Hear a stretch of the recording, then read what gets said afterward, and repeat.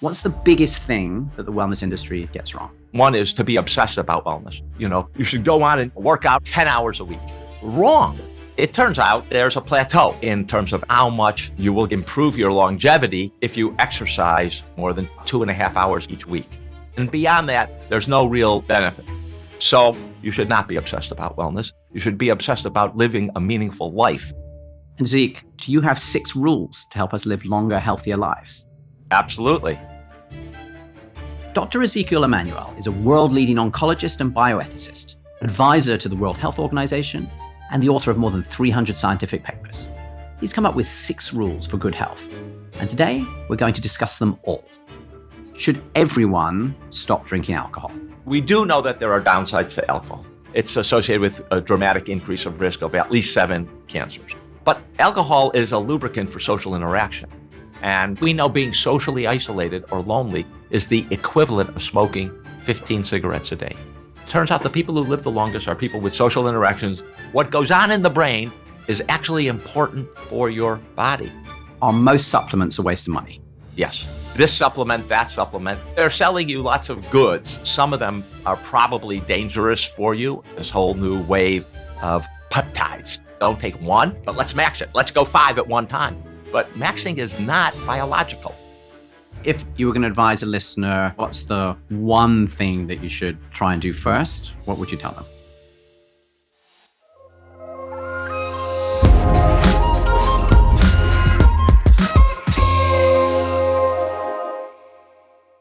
Zeke, is loneliness worse for your health than smoking tobacco? Yes.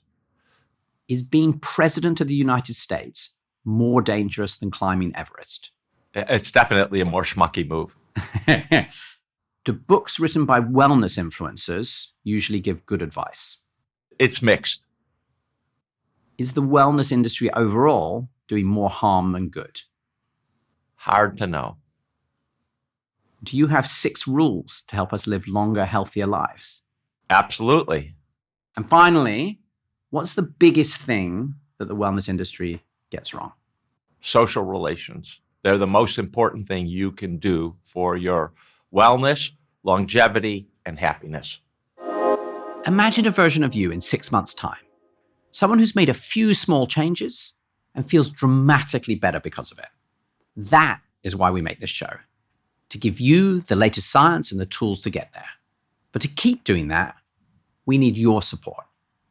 If you've gotten value from this episode, please hit subscribe. You'll get a front row seat to the latest science, and we'll keep doing all the work to bring it straight to you. Okay, now back to the show.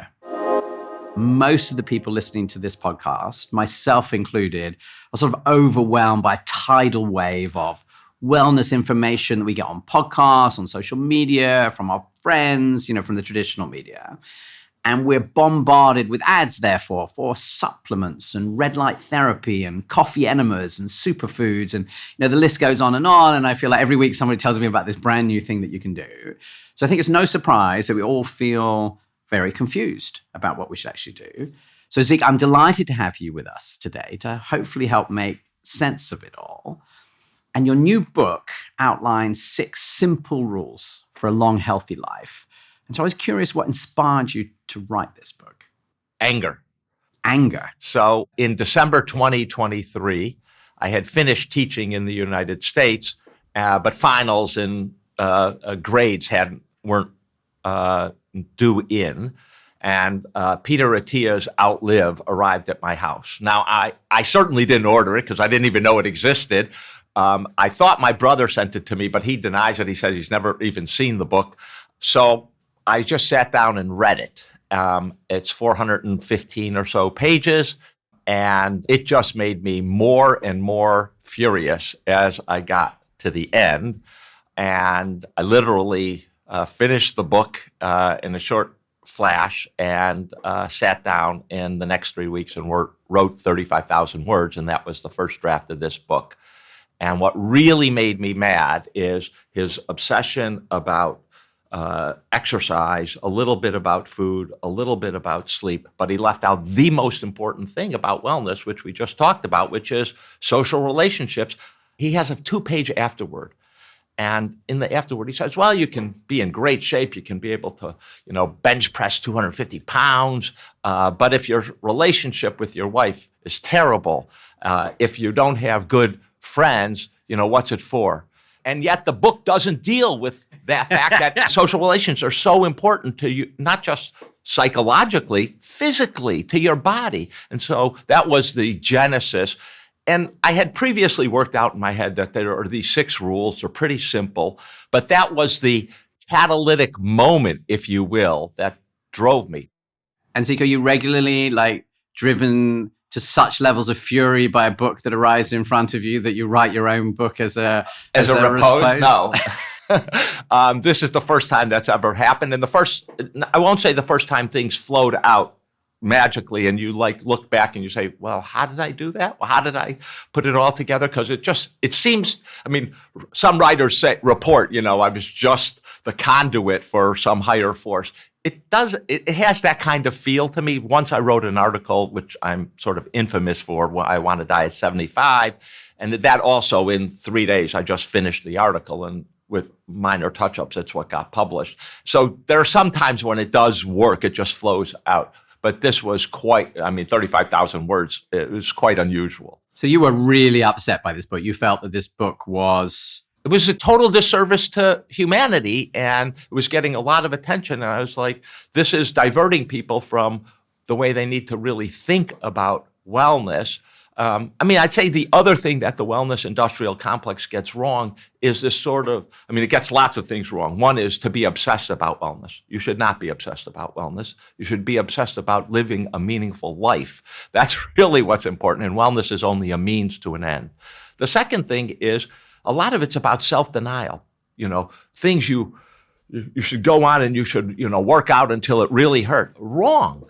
If you're going to do wellness, you're going to do it for decades.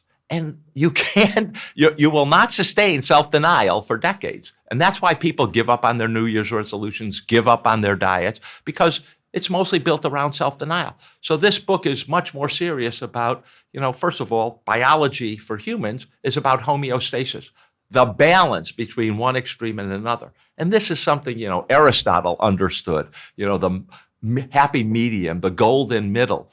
And it really is true in the body. If your immune system is very, very active, right, you have autoimmunity and you attack yourself. If it's too lax, and you will get infections. And so you have to get a middle. And the body is exquisitely tuned to moderation and not to go to extremes. And yet the wellness industrial complex, if something is good, right, eating something is good, you should go and max it. That's their phrase, max it out. And no, maxing is not biological. I love it. I also love this phrase, the wellness industrial complex, which is a new one on me.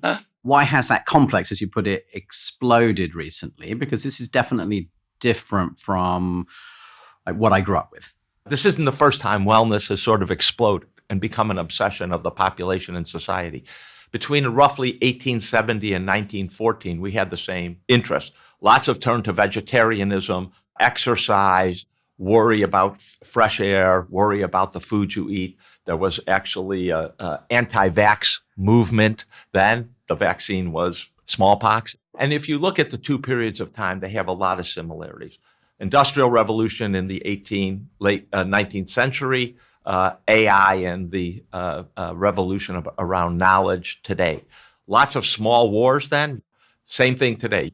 You also have a lot of income inequality at that time. And then you also have lots of uncertainty for people. And I think what that shows you is that wellness is a response to a topsy-turvy world, a lot of uncertainty about what the future's bringing, people feeling like their life's out of control. And so wellness is a response. This is something I can control, what I eat, the vaccines I get, the exercise. And I think that's what we have today. This is a lot about self-control transmuted into wellness as the outlet. So that's the big social explanation. I think the personal explanation is people want to live healthy. They don't want to have these chronic diseases. And they're trying to figure out, well, what can I do besides taking a lot of medications that'll make me healthier? Here's an interesting historical fact. trying to look at the history of the wellness industry, I came across an article in the St. Louis Post-Dispatch, 1909, and the headline reads, "Researcher says science will be able to allow us to live to 150 years." Could have been written yesterday by a wellness influencer. The same motivation, but the data are that that's very unlikely, and here's why. We have more people living to 90, more people who are centenarians than ever before. But it turns out the top period, how long people can live, roughly 120 years is the max, hasn't moved, and very unlikely to move. And so I think we have to recognize that. It is true we can postpone decline. We can live healthier up until our 90s. Most people at the 90s, even if they've lived an active life, things are beginning to slow down substantially. I'd just like to circle back to this idea that there are things that the wellness industry is getting wrong. And I can see this one book, which I have read, triggered a lot of fury. But if we're going to step back more broadly across this whole industry, what are the main things for you that they're getting wrong? Because I think a lot of people listening will say, but like they tell you to do more exercise and think more about what you're doing. Surely this is basically all great. No. First of all, it isn't all great. Let me just give you one example, the exercise example. So if you follow Peter Attia, 10 hours a week, that's what he recommends, and he's got it broken down by various things. It turns out that there's a plateau in terms of exercise as to how much you will improve your longevity if you exercise more. And that plateau is around 150 minutes of vigorous exercise every week and about 300 minutes, 5 hours of moderate exercise every week. And beyond that, there's no real bump in terms of longevity. But what is there if you keep exercising? Well, the most important thing is what the economists call opportunity cost. What could you be doing in those 5 hours that you're not doing because you're pumping iron in a gym or you're out running or rowing? Now, I'm not saying those aren't bad things and you can't be rejuvenated by them, but I do think that there's big opportunity cost by spending too much time obsessing about these activities that they recommend. And that, again, goes to this issue that they make wellness the center of life as opposed to a means to the ends, which is a fulfilling life. 7.5 hours a week while you're awake is a substantial portion of your wakefulness hours. So, you got to figure, what should I be doing in that time? Maybe you should be reading a book cover to cover. That's just one thing. You could spend that time with, close friends. There are lots and lots of good things you can do that are good for your community and also good for you. Is that the only thing? Is it just exercise duration that the wellness industry is getting wrong? No, I mean, they're selling you lots of goods, this supplement, that supplement. First of all, for many of them, it's just a waste of money. Some of them are probably dangerous for you. This whole new wave of peptides. Take these peptides and, stack them. Don't take one. Why? One is okay, but let's max it. Let's go 5 at one time. Just idiotic and probably dangerous. Not everyone will understand what peptides are. Obviously, there's been an explosion of this online, particularly in the States, because the regulations are much lower. In a lot of other countries, it's harder to get them. And so I just want to make sure that everyone understands. Could you just explain what's going on? And then can you talk about whether they're safe? Peptides are basically short proteins. So the body is full of proteins. That's how we live. The DNA codes proteins, and things like insulin are proteins, or these new weight loss drugs, GLP-1s, are proteins and peptide. And peptide is just a short protein. And they have a lot of important effects in the body, and we need peptides. We need peptides to signal to cells. We need peptides, obviously, like insulin, to stimulate cells to take up glucose. But these peptides mainly produced in China, are not well studied. We don't know their effects in the body. We don't know they're positive. And, like everything, peptides will also have negative effects. Too much of them will be bad. And we don't really understand some of the combinations of these peptides. That's not to say all these peptides, well produced, very carefully monitored, aren't going to be good. It is to say that going to a storefront and getting an infusion of peptides for $500 or something is crazy and probably could very well be dangerous. I think a lot of people think about it a bit like, well, I'm just getting some vitamins. What can go wrong? Lots of things can go wrong. You can get a toxic reaction. They might be contaminated in their production. What they say they are, they might not be at all. And if they are what they claim to be, does that mean no? They'll Because be we haven't studied them. People who take these weight loss drugs, the GLP-1s, right? They have side effects, and some of those side effects can be bad. That's why we research them for safety and effectiveness, and have rules on who should get them, what the trade-offs are, and how much you should administer. So this is like just injecting a completely unregulated drug in the Certainly same way. In the United States. That is stupid. Does sound quite stupid. I'd love now to sort of get into, the topics that are in your book. And I'd like to start first with sort of what you say we should stop doing before going on to these 6 simple rules. But I'm very conscious that at Zoe, we don't really like to say you should restrict yourself. We generally feel that this is not sustainable and not a good balance. But I know that there are some things that, are, in your view, things we should worry about. And I'd like to just talk about them for a minute. And can we start with alcohol? Do I need to give it up? So alcohol is very controversial. Just a few years ago, it was you should have red wine, and red wine's got this magical French element that allows you to drink wine, enjoy it, and live a long time. And now you've got studies from the WHO and in Britain, 0 alcohol is the right level. So we should be very clear. We do know that there are downsides to alcohol. We've known this for a long time. It's associated with a dramatic increase of risk of at least 7 cancers, liver disease, cirrhosis, and its evolution. We know that it destroys brain cells and so enhances cognitive impairment. But we also know that humans have been drinking it forever. But it's not just humans. Birds go to fermented fruits. Chimpanzees and other primates go to fermented fruits. And, nature seems to like the buzz. The other thing is we have to recognize 2/3 of the population in countries actually are drinkers, 1/3 are teetotalers. You're not going from 2/3 to 0, so we need to be realistic about it. And there are studies about how much is the right amount, and it varies. A recent report out in the United States, probably 1 drink a day, 7 drinks a week.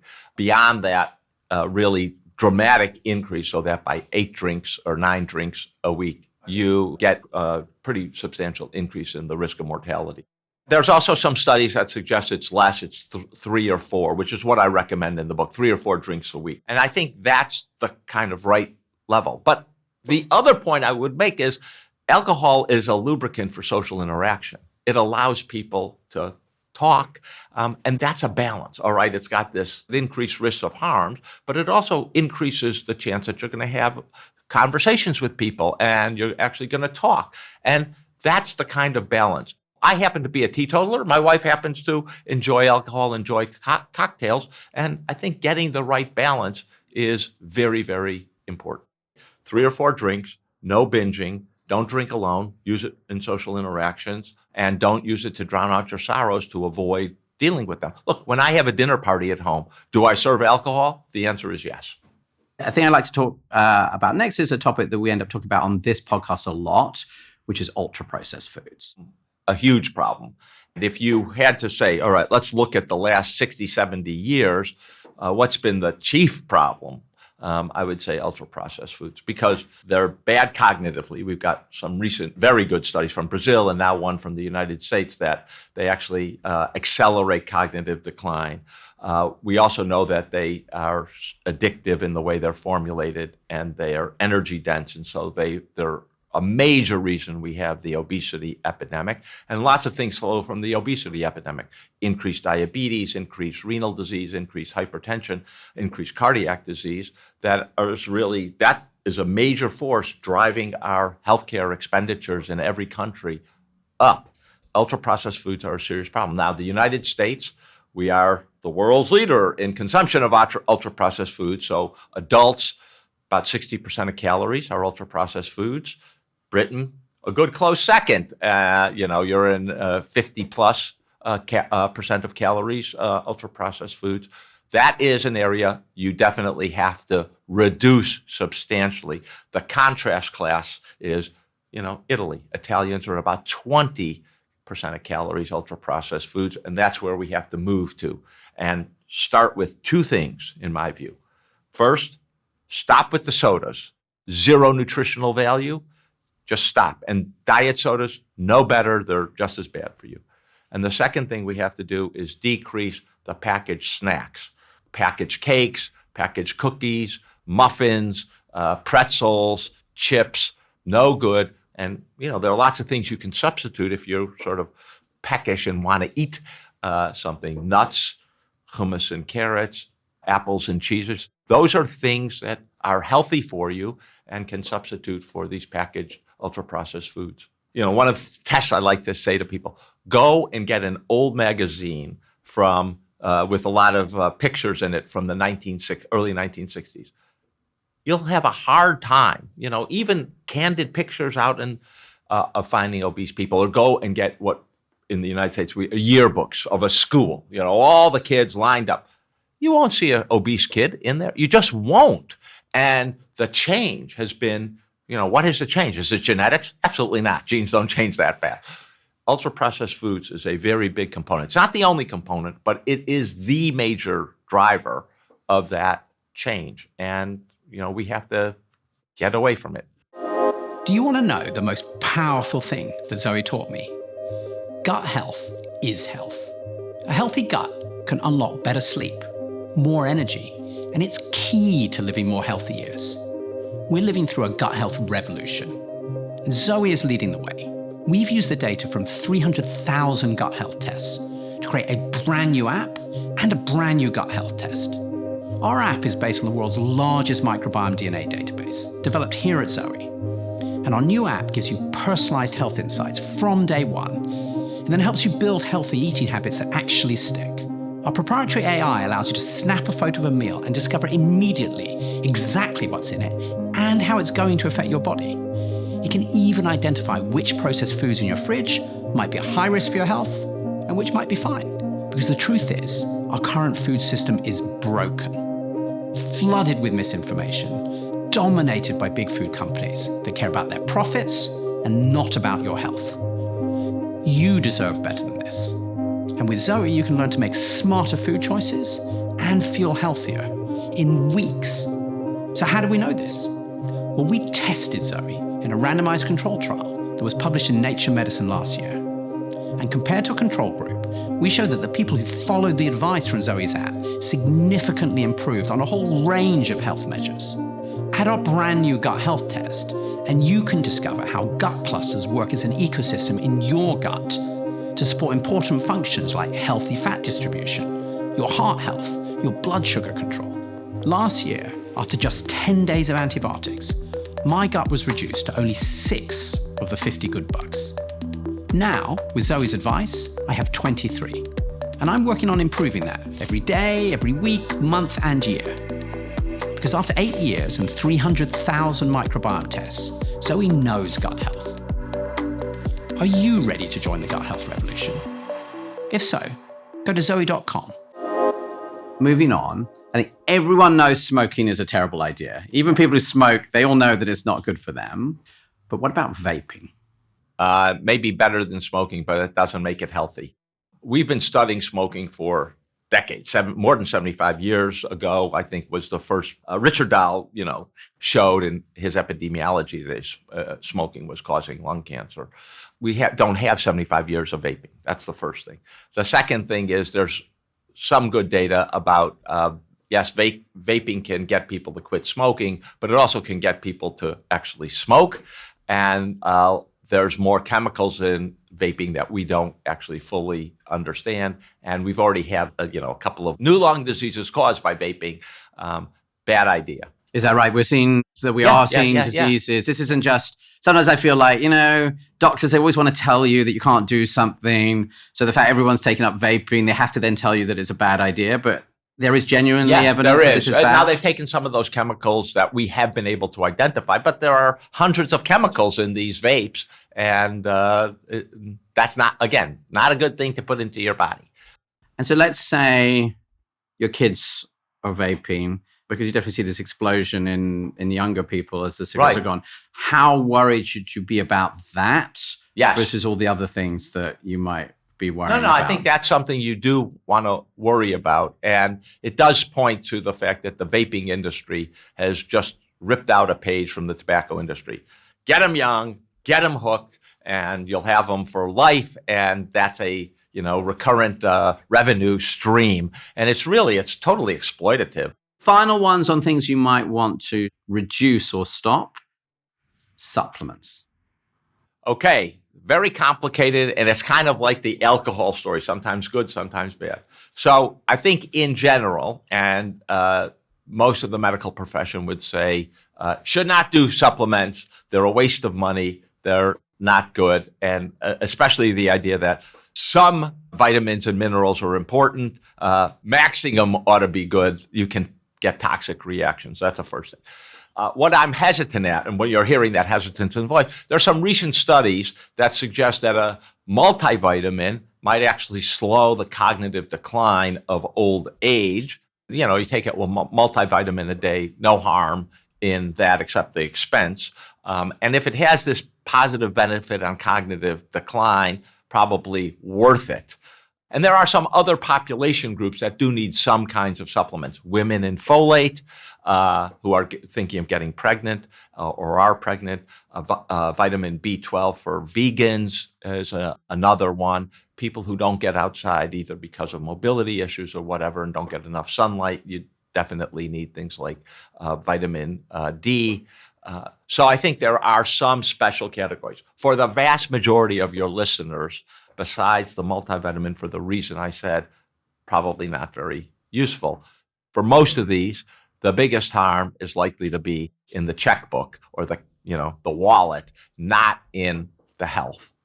Is this just about spending too much money that has no benefit, or is there actually risks from this sort of wellness explosion around supplements? Some of the supplements where you take too much, there are risks. But, let's take protein. Huge push on protein. We're in this sort of protein max moment where everyone is got to take grams and grams of protein per kilogram. You can actually get gout, for example, from protein. You can create kidney stones depending upon the protein. Bad idea to go way too high into protein max. That is an example of a problem that can arise from too much protein. And, gout used to be a disease of old rich men. Ben Franklin had gout. Why? Because he was eating very rich food, not getting a lot of exercise, hydration not terribly good. And it can happen today too. I'd now like to talk about your 6 rules and what we should be doing to support healthy aging. And I'd like to start with the first one, which is the best rule that I have heard in anything around wellness, because I'm afraid you have sort of written a wellness book, Zeke, just so you know. The first rule in your book is don't be a schmuck. What does that mean? Yeah, don't be stupid. And this is something my father used to say to his 3 sons very commonly when we were doing something dumb. He would say, hit us on the back of the head and say, don't be a schmuck. And I have a cute story in the book about when I bought my first car and definitely was a schmuck.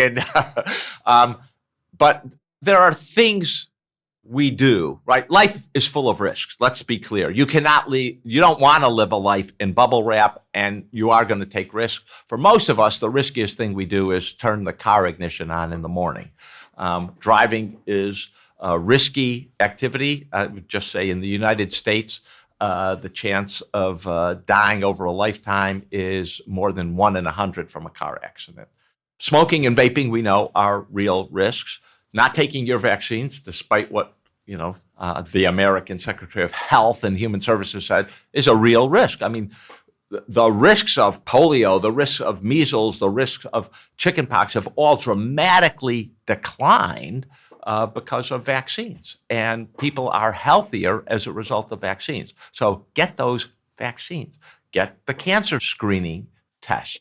But there are other things that are really dangerous for you, and doing them are schmucky moves. So when I was writing the book, that first 35,000 words, I was like, well, it got to be the stupidest thing you can do is base jumping. Getting in that Michelin man suit with the wings, no propulsion, jumping into the wind where the wind might smash you into the mountain you just jumped off of. So I looked up the data, and 1 in 2,700 jumps is a mortal jump. You die. And a lot of the people doing base jumping realize they will die by base jumping. I was like, why would you do a sport where the end result is your death?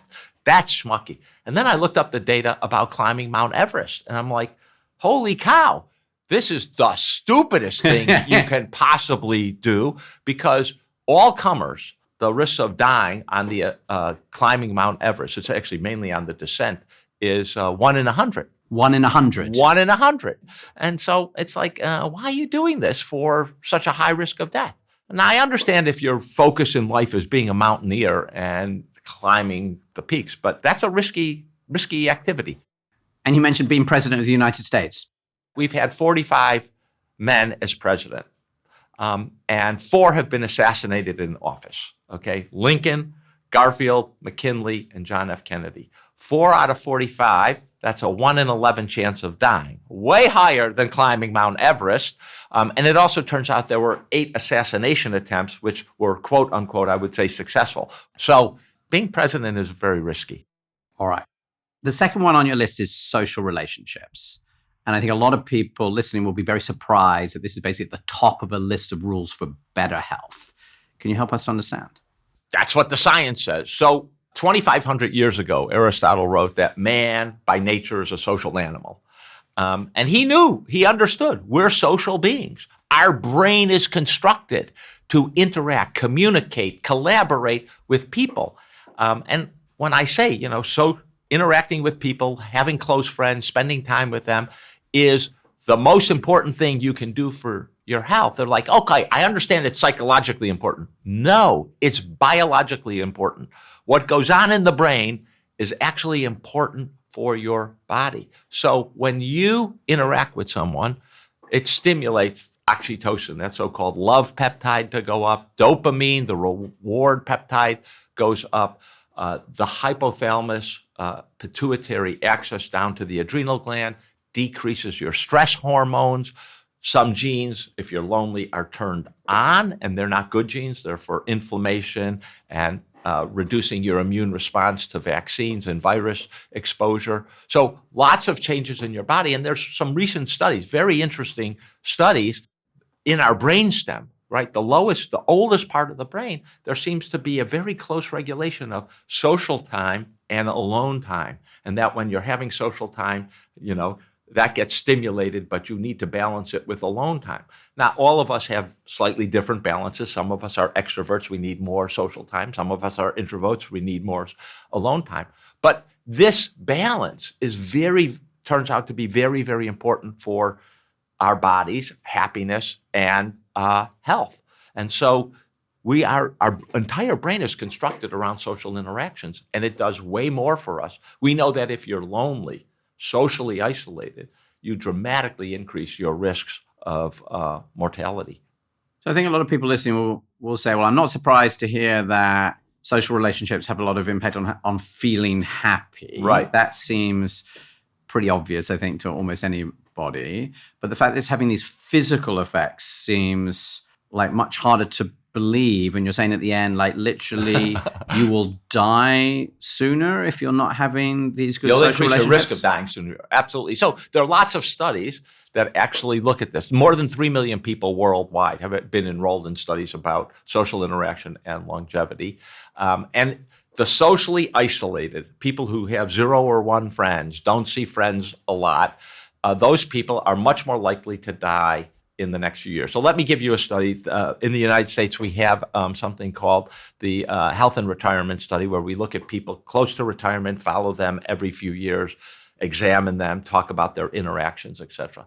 And in that group, people age 50 and older, the people who are socially isolated or report being lonely, they have a 25% increased risk of dying over the next 8 years. They have a 25% Yeah. greater risk of dying This in the is next why 8 I say years. it's the most important positive rule.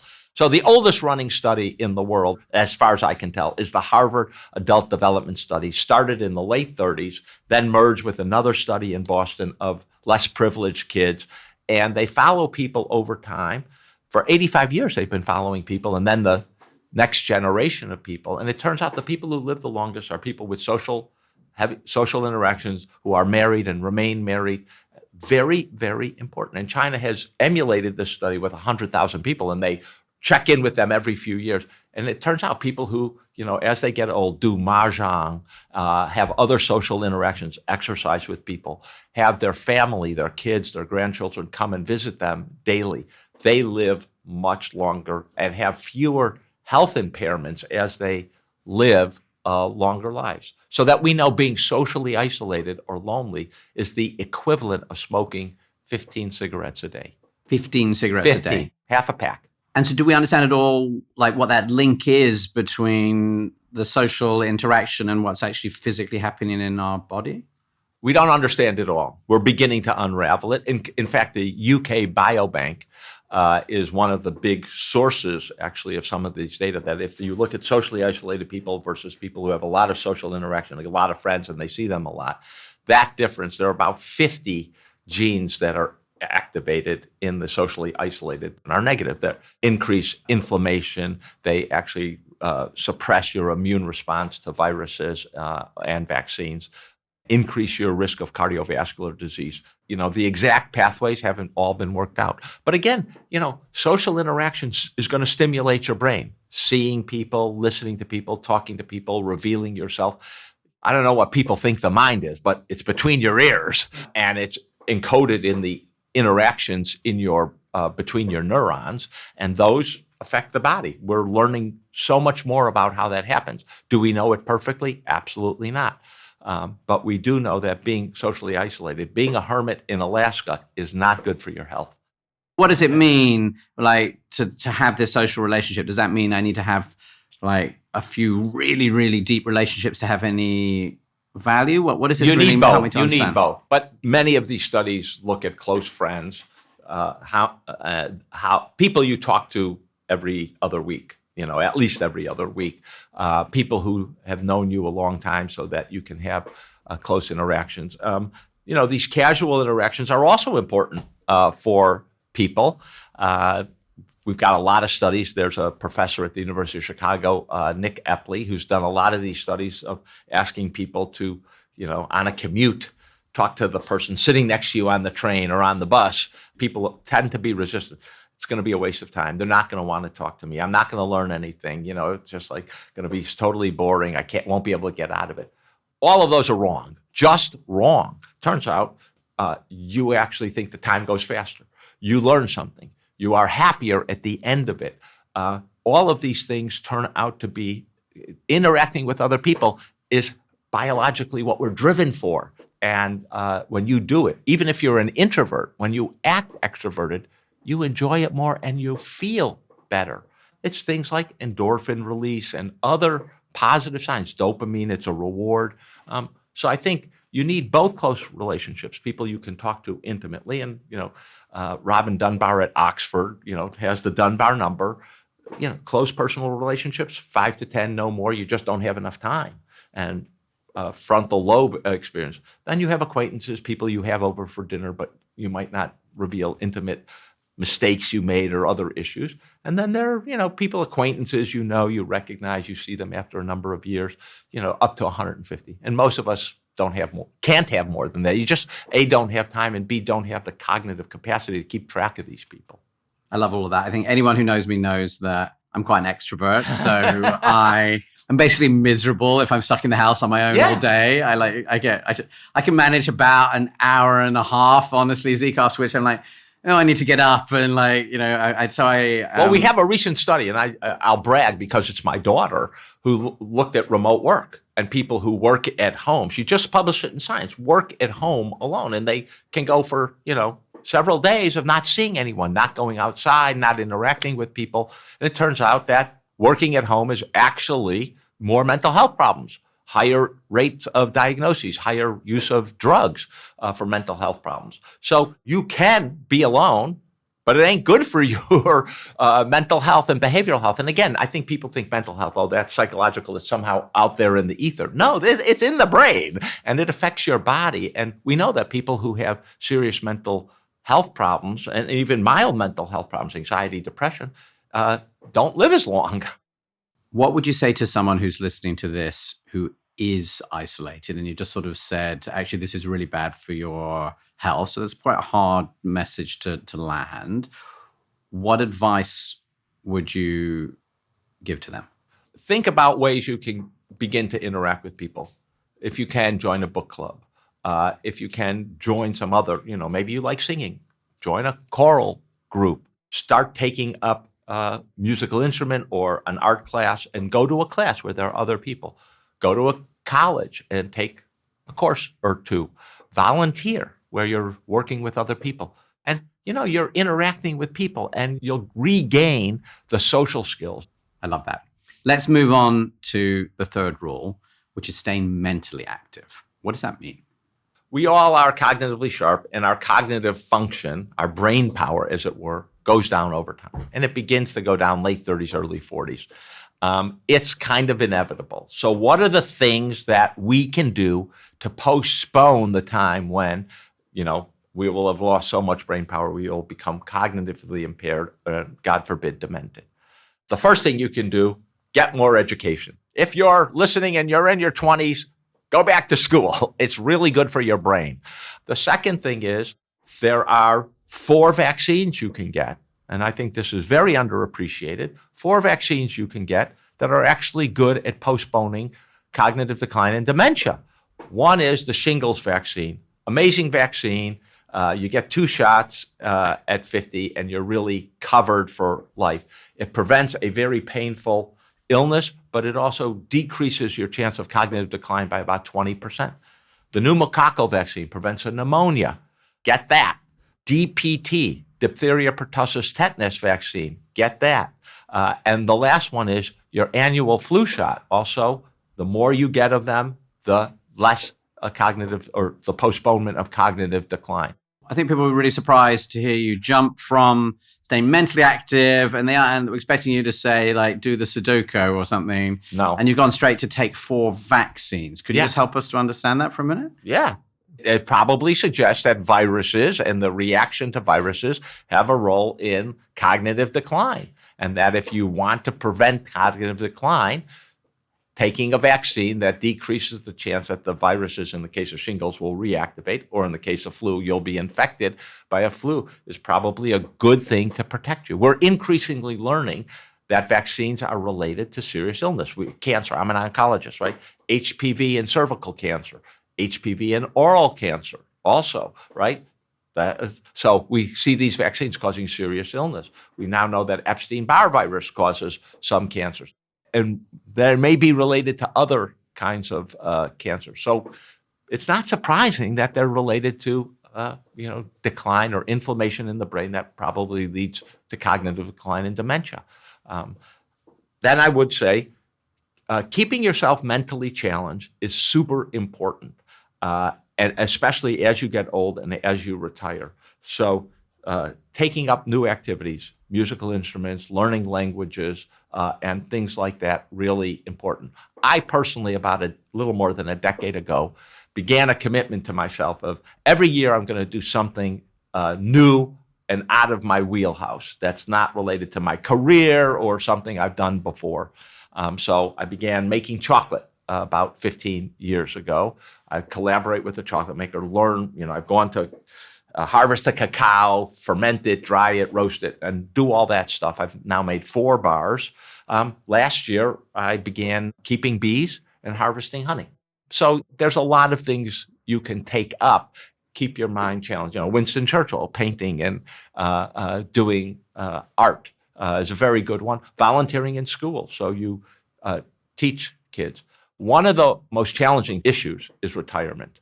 And it's not uncontroversial, but in general, retirement is probably not good for your brain. Going to work has very, very important things. You keep a schedule, you get up. Other people are depending upon you. You have challenges at work that you have to navigate and solve. You have a friendship group at work and social interactions that you have. And when you retire, you've got all this free time, 40, 50 hours a week. And what are you going to fill it with? Turns out, unfortunately, at least in America, a lot of that time's filled with one of the worst passive activities you can do, watching TV. And that actually is not stimulating your brain, not challenging your brain. So you have to consciously plan retirement very, very well to keep the social interactions, to keep being challenged, to keep the schedule. And I think that's something we don't actually, we worry about, should I retire? Will I have enough money? We should worry, should I retire? How's it going to affect my cognitive function? Moving on to number 4. And 4 is all about what you eat. Yeah. We obviously talk a lot about that on this podcast. If you're going to say it a very simple way, sort of your principles for eating well. So the first 2, we've already stopped with the sodas and stop with the packaged sweets.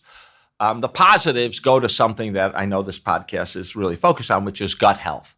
Over the last 10, 15 years, we've become much more appreciative of the microbiome in the body. And just for your listeners, there are 100 trillion bacteria in your gut. That's more cells than in your body by a factor of about 3. They're there for a reason. So eating to make sure the microbiome is actually healthy is super important. And healthy usually means a good diversity of bacteria there.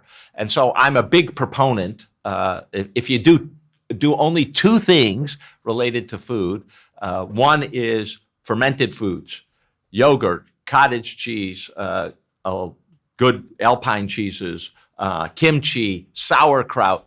Those are really, really important for your gut. And eating them is, I think, really important. The second part is those bacteria need fiber to grow. And so you've got to eat more fiber. That fiber is very important for the microbiome and to have more diverse microbiome grow. I don't know the data in Britain, but in the United States, the vast, vast, vast majority of people, 93% of people don't get enough fiber.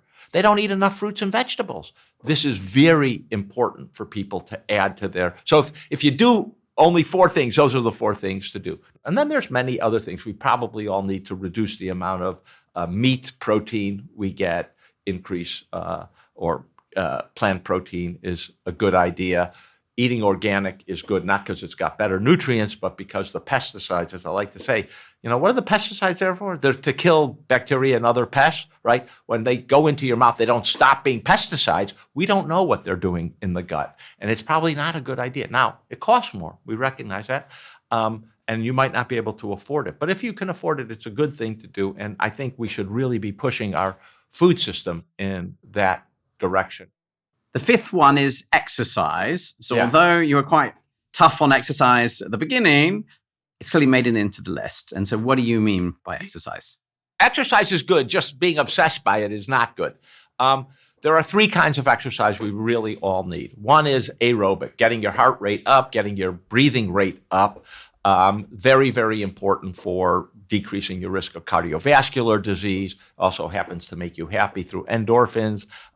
So that's very, very important. And again, we talked about it, about 2.5 hours of vigorous exercise each week. My preferred I used to be a runner, but now I'm a big bicyclist. There are lots of things you can do to fill that. You can row, you can swim, you can mountain climb or hike vigorously. The second one is strength training. And this is especially true for your listeners who are over 55 or so, where muscle mass begins to seriously decrease. So we lose about 10% of our muscle mass every decade. That's a challenge. We don't want to do that. We want to keep vigorous. We don't want to bend over. We don't want to not be able to get out of a chair. And there, you have to, strength training is important. Now, if you swim, you get strength training on the upper body. If you ride your bike or run, you get strength training in your lower body, but you need to balance the whole body. And the last one is flexibility and balance. Every morning I do 20 minutes of yoga, really important. to keep that flexibility and balance going. And I think the balance and flexibility is interesting because often when I have scientists on the show, they talk a lot about the mix between this sort of strength and aerobic, but they don't necessarily talk about sort of balance. Why did that make it into this list for you? Well, one of the dangers of growing older is fractures and hip fractures. And being more balanced and being more flexible is really good at decreasing that risk. It also loosens up the muscles so that you don't get contractures and things like that. And like many things, you can be social about it and you can actually have fun.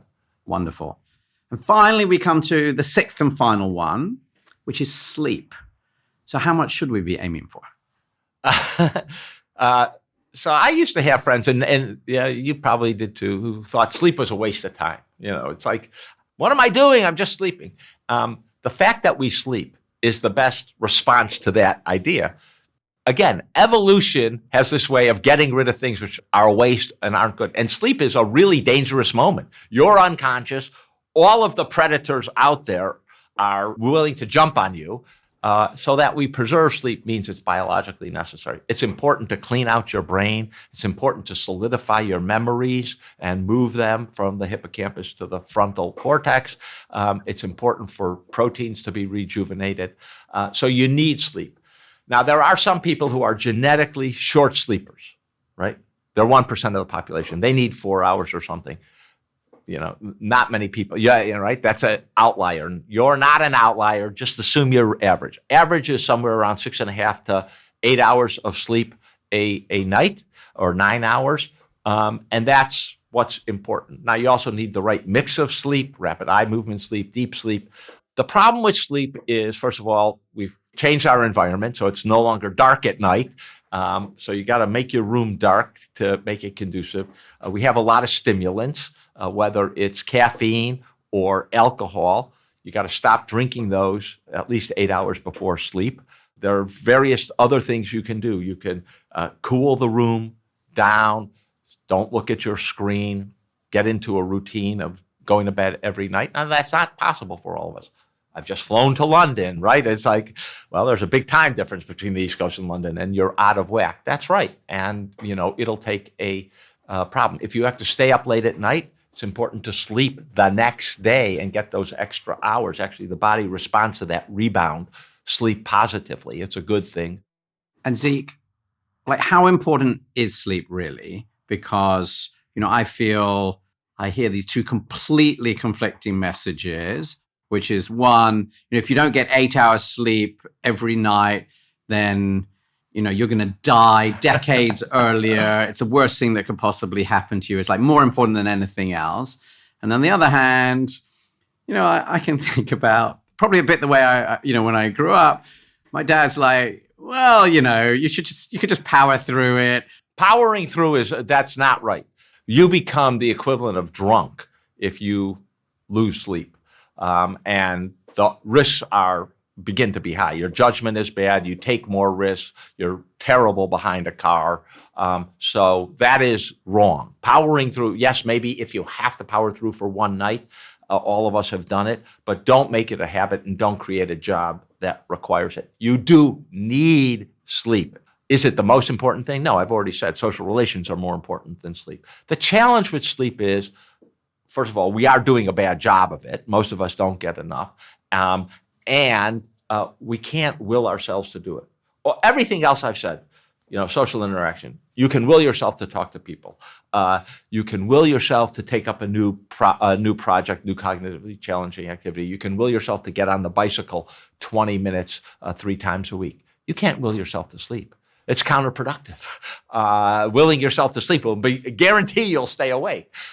So that's the big challenge. And all of the medications made, whether it's Ambien or Halcyon or melatonin, don't work. So stop taking them, by the way. They have side effects. And so sleep medication doesn't work? None of them. Okay. I used to take Ambien because I wasn't getting enough sleep. What I would find is, I got up in the morning, I was a little groggy. That's exactly what I was trying to get the sleep for, is to prevent the grogginess. If I take the medication and I'm groggy, it's counterproductive. The American Academy of Sleep Medicine says the only thing proven is cognitive behavioral therapy for insomnia, figuring out why you're not sleeping. I know, for me personally, what it happens to be. It happens to be if I've got a work dilemma, or I'm writing something and I'm turning it over in my head, trying to figure out, what do I exactly want to say? What's the right phrasing here? That's what keeps me up at night. And so you have to figure out a method to sort of put that to the side. And that's what cognitive behavioral therapy can help you with. Creating a sort of mini ritual around sleep. Plan to watch the TV show you like, then do your bathroom routine, and then get into bed and maybe end by looking at a actual book, at the paper and pen book.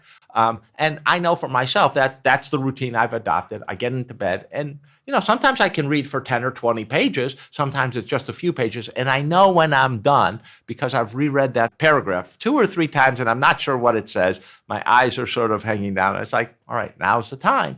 But you should know that sleep is, we get the sleep impulse when adenosine, a chemical in the brain, goes up. And if you go to sleep and then wake up, which some of us do, that adenosine has gone down and it gets hard to go back to sleep, which is one reason, again, napping can be good for you. Power naps actually are good, but power naps after 2 p.m. or so actually obstruct sleep because you use up that adenosine, and it's hard to get it back to put you to bed. If you were going to advise a listener who isn't doing any of these things, and you were going to say, like, what's the one thing that you should focus on and try and do first, what would you tell them? Dinner parties. So you have a dinner party. You cook, and you both have good, healthy food because you've cooked it, and you've challenged your mind because you're adding a new recipe, and you're figuring out how to do it right. You have people over, so you've got social connections. You're challenging your mind with a good conversation. And when it's all over, you go out for a walk so you get some physical activity. This is like you've done almost everything in wellness. All of those elements are key to wellness, and it's the kind of thing you can do, once a weekend, and you'll be happier. Zeke, I'd like to try and do a little summary, and we've covered a lot. The thing that really sticks in my mind is you're saying, don't do 10 hours of vigorous exercise a week. What a waste of time. It's not going to improve your health, because actually the data says you need to do about 2.5 hours of vigorous exercise a week. And after that, sort of the benefit plateaus, it stops, and some more moderate exercise instead. So that's quite exciting. I love that.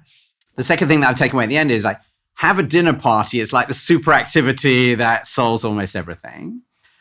That supplements are mainly a waste of money, and peptides are worse than that. They could really be dangerous. So don't be a schmuck. Don't do that. On alcohol, you're not telling us that we have to give up, even if often our the medical advice we're hearing from governments now is sort of none. But for you, it's like 3 to 4 drinks a week. So this is quite a small amount. And then we come on to your 6 rules. The first is don't be a schmuck. So don't climb Everest, don't smoke, don't be president. The second is social relationships. And for you, this is so important. And I guess this is the central message that you've shared today and you talk about in the book. And if I understood this rightly, you said there's this research looking at people who are socially isolated over the age of 50, and they have a 25% greater risk of dying in the next 8 years. Correct. And so that's an enormous difference from something that sort of seems crazy, because it's not like something you're eating or a drug. It's literally just not being with people. And you shared a bunch of tips, but your number one that came in repeatedly was like join a book club, because you managed to not only deal with the social relationship, but also your third rule, which is staying mentally active. And that's really important. Retirement is bad for you because of that. So actually everything that we're sort of like retire early. I spent a lot of time working in France a decade ago, and it's like it's the home of retiring early. You're like, no, this is bad for you. But I think the most surprising thing you said is take these 4 vaccines to reduce the risk of dementia. So actually, it's not about reading a book. And I think you said shingles, pneumonia, DPT, and your annual flu shot. And then actually there is hard data that suggests that if you do this, you actually reduce your risk of dementia. Have I got that right? Yeah, Which is extraordinary. you're doing well. The fourth is about what you eat. I think anyone who listens to this show regularly won't be surprised, but I think just interesting how much like what you say is sort of in line with, I guess, sort of this gut health focus that seemed pretty radical, 8 years ago. And if you're going to make it really simple, you're saying stop the sodas, reduce the ultra-processed food, focus on your gut health. Fifth, we have exercise. So despite the whole book being triggered by like anger about this book about exercise, you are actually saying exercise is important. Oh, yeah. But it's not like the only thing, and it's not number one. And that you want to have these balance of these three types of exercise. Aerobic, get your heart rate up. That's really important for your heart health. Strength training, particularly because as you get older, you're losing the muscle mass. And if you want to be able to get out of a chair and like have a good life, you need to have muscles. And thirdly, really interestingly, you want this flexibility and balance, because actually the thing that's really dangerous as you get older is that you fall and then you break something and then you lose mobility. And I'm sure we all have loved ones where this has happened and it's really heartbreaking to see. So you're saying think about balance and flexibility early to help protect that. And finally, number 6, focus on sleep. That does really matter. And it's also the only one where in a way, getting too obsessed by it can make it harder to sleep. And I think lots of people listening to this will experience that. And I think the most, the thing that's really struck me, as you said, is like, don't take sleep medicine. So if you're currently taking sleep medicine, stop. The evidence is that it doesn't work. So stop. You can do this cognitive behavioral therapy. And ultimately, this is figuring out how to build routines and think about this in a better way. But when you look at all of this together, my big takeaway is that for most people, the thing they should really be embracing is these social relationships, because that is probably the thing that if you're obsessing about all of these other ways to improve your health, you're sort of losing this thing that is really good for your health, but also just, great for your quality of life. Yeah, you get to start first. If you enjoyed today's episode with Zeke and Manuel, I know you'll love this episode with Professors Tim Spector and Sarah Berry. They take us on a deep dive into supplements to figure out which are a waste of money.